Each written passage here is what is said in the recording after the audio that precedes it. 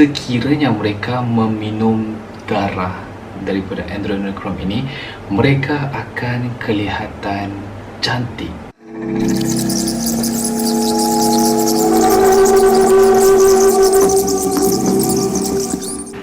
So guys, isu kehilangan ataupun isu hilangnya kanak-kanak khususnya dekat United States ini sering kali dikaitkan dengan teori-teori konspirasi. Teori-teori itu adalah berkaitan dengan Pizzagate, QAnon, berkaitan dengan adrenochrome. So teori-teori ini konon dikaitkan dengan pemujaan. Darah mereka diambil, kononnya darah mereka diambil untuk melakukan pemujaan syaitan. Dan ada juga yang mengatakan di bawah teori adrenochrome, mereka mengatakan bahawa darah kanak-kanak underage ini digunakan untuk golongan elit dan juga mahupun golongan selebritis agar mereka tampil dengan lebih mudah dan bertenaga. Dan semuanya kisah dan teori konspirasi ini akan terbongkar selepas ini. Ceng ceng ceng. So okay guys, dalam merungkai teori-teori konspirasi yang semakin hangat dibicarakan di dada-dada akhbar ataupun dekat media sosial dekat Amerika Syarikat, 329, the number of missing children in Virginia. 13-year-old Selena Salazar from Portsmouth has been missing since April 15. There are new developments in the search for those missing children in Idaho. The FBI today releasing new images of missing Idaho kids Tylee Ryan and JJ. What a young life. He's the little boy whose disappearance gripped the nation. A new lead in the disappearance of Eitan Pates. Eitan Pates, little boy, it was just everywhere. It was just haunting. So dekat Statistic Research Department, di mana data ini telah dikeluarkan pada 27 Februari pada tahun ini 2020, anda umur dekat 21 tahun ke bawah, menunjukkan statistik anak yang hilang dekat Amerika Syarikat menunjukkan sebanyak 400,000 orang ataupun lebih. So dalam membincangkan trafficking of children ini, wujudnya teori-teori konspirasi yang mengaitkan dengan kisah ini. It's controlled by an elite cabal of Satan-worshipping pedophiles. For sale. Our kids are not for sale. Did you know? Our kids are not for sale. Save our children. When they try to cover things up, they call things a baseless conspiracy theory. So I looked it up for myself, and I changed my browser from Google to DuckDuckGo right here, and I looked this up and I did my own research and it's true. Did my own research and it's true.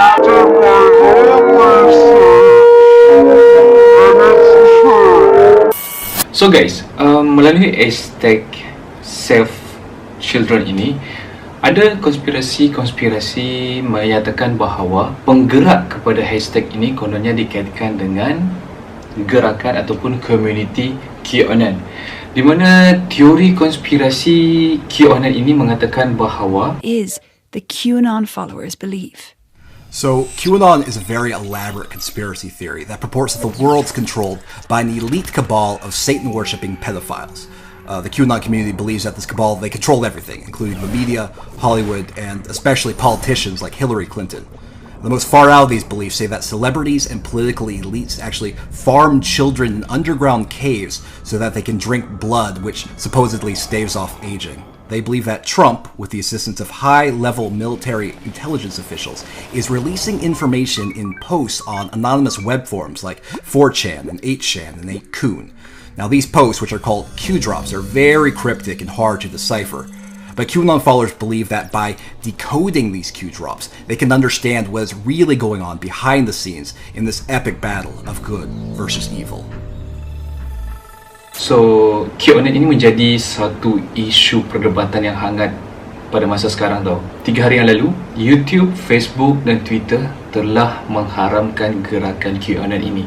So, persoalannya apakah gerakan QAnon ini guys? QAnon ini adalah sebuah teori konspirasi yang menuduh bahawa wujudnya sekumpulan pedofil yang menyembah syaitan dan dikaitkan dengan memiliki jaringan terhadap pemerdagangan seks kanak-kanak secara global, dan sekumpulan ini merancang untuk menentang Presiden Donald Trump, di mana Donald Trump ketika itu giat untuk memerangi kumpulan kabal. So next, teori yang seterusnya.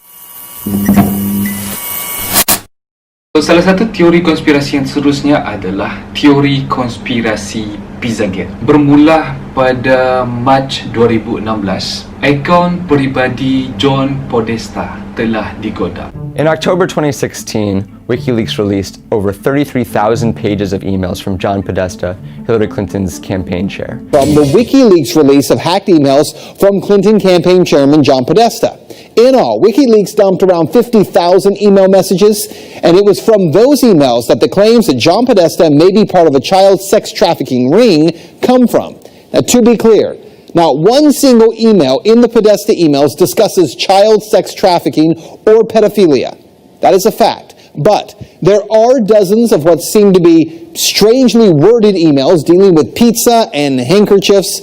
Self-described online investigators say that those words in the emails about pizza and the talk of handkerchiefs is code language used by pedophiles. John Podesta ini guys adalah merupakan pengurus kempen si Hillary Clinton ketika itu. So berlakunya pengodaman terhadap email si John Podesta ini yang telah disebarkan secara meluas dekat media sosial. So apabila email-email ini telah digodam, so wujudlah teori-teori konspirasi yang menyatakan bahawa di sebalik email itu, seperti email seperti ini. So dekat dalam email ini juga guys menunjukkan John Podesta cuba untuk merancang dinner dengan seseorang ini melalui email untuk dinner dekat sebuah restoran yang dinamakan sebagai Comet Ping Pong, sebuah restoran pizza.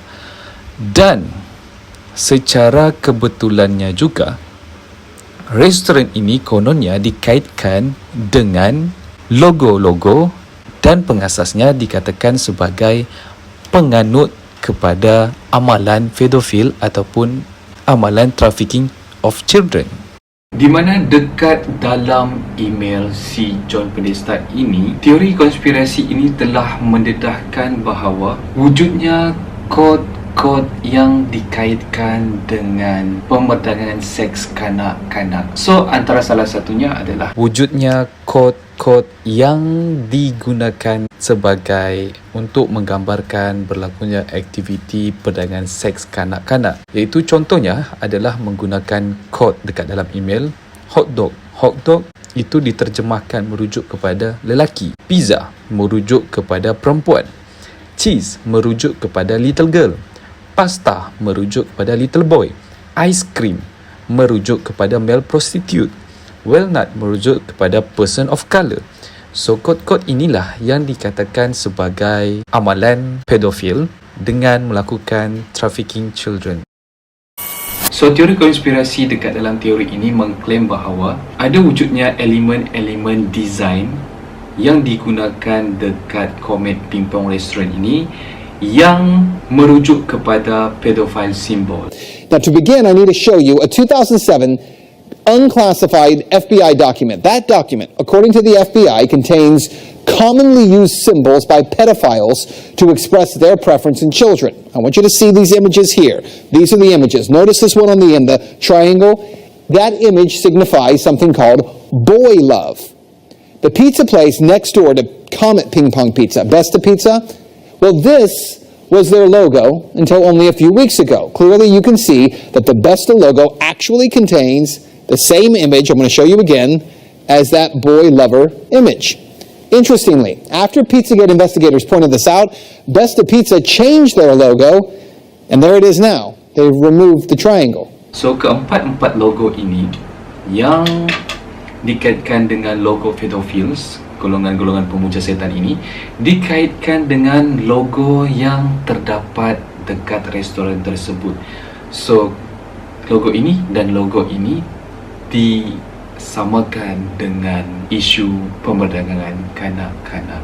ini yang berlaku dekat restoran tersebut. So okay guys, teori yang seterusnya adalah teori konspirasi Wayfair. Apa itu Wayfair? Wayfair adalah sebuah company yang menjalankan e-commercial dekat Amerika Syarikat, di mana company ini menjual barang-barang perabot rumah. So sebelum ni Wayfair ini dikenali sebagai CSN Store, di mana diasaskan pada tahun 2002. Founder kepada web ini adalah Niraj Shah. So apa yang peliknya guys, dekat penjualan Wayfair ini, apabila perabot yang dijual dekat dalam web ini mencecah puluhan ribu USD. Even perabot seperti kabinet ini boleh mencecah 20,000. Even bantal seperti ini pun boleh mencecah belasan ribu. Dan right, let's talk about a conspiracy theory involving a furniture company. Have you seen this? The company in question is American. It's called Wayfair. As you can see, it sells furniture and home goods, but it's recently had to deny it's part of a child trafficking ring. All of this is originating from the QAnon community. We'll get into detail about what that is in a moment. But first of all, here's the theory. A lot of these storage cabinets on the Wayfair website have girls' names. A well-known QAnon activist noticed this and tweeted, "My spidey senses are tingling. What's with these storage cabinets? Extremely high prices, all listed with girls' names and identical units selling for different amounts." A few days. What they do is when they're selling these children on these sites, they hide it and they make astronomical prices for cheap goods and they change the names exactly like you're seeing here. Same cabinet, different name, different price. How's that possible? Yuritsa's storage cabinet. Yuritsa is also someone, as she dug, 16-year-old girl who went missing on June 10th, 2020. Yang paling mengejutkan lagi guys, apabila setiap nama-nama perabot ini dikaitkan dengan kanak-kanak yang telah hilang. So okay guys, setiap perabot-perabot yang dijual dekat e-commercial dekat dalam Wayfair ini meletakkan nama kanak-kanak yang telah hilang. Contohnya, diberi nama Jaliyah LED, di mana kalau kita tengok dekat laman web Hawaii Police Department, nama itu menunjukkan budak yang hilang pada bulan Mei tahun ini, 19 Mei 2020. Bayangkan guys, produk ini berharga 32,000. Can you imagine guys? Okay, next kita ada bantal peluk guys. Bantal peluk ini dipanggil sebagai Zizig Zodiac yang berharga 9,999 USD. Dan sekali lagi, nama ini dikaitkan dengan yang dikatakan hilang pada 10 Mac 2020. So guys, ada konspirasi yang mengatakan bahawa salah satu supplier ataupun dijual Simo from Isabella.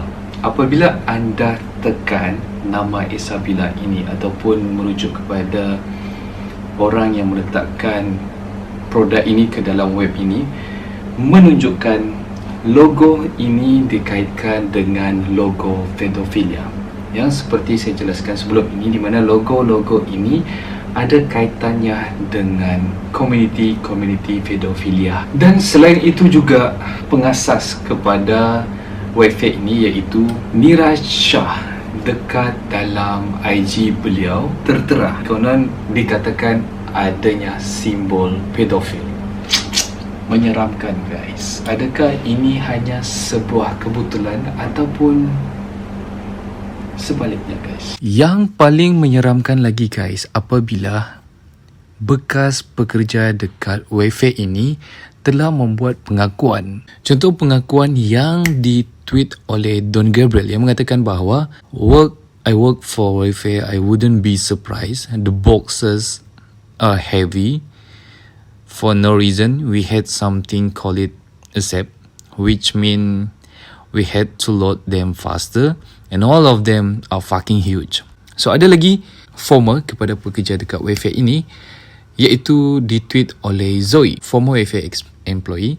I know well enough about the product get listed on the site to know that these are not glitches in the system. Industrial grade cabinet wouldn't even cost half that, and product name after multiple missing children is no coincidence. Dan beliau turut meletakkan screenshot bukti-bukti email yang bahawa beliau telah bekerja dekat dalam syarikat ini, CSN, di mana nama company terdahulu sebelum ditukar kepada Wayfair. So melalui teori konspirasi ini, teori konspirasi Pizzagate, teori konspirasi QAnon, teori konspirasi Wayfair ini, anda boleh menilai sama ada ini adalah teori konspirasi yang betul ataupun tidak.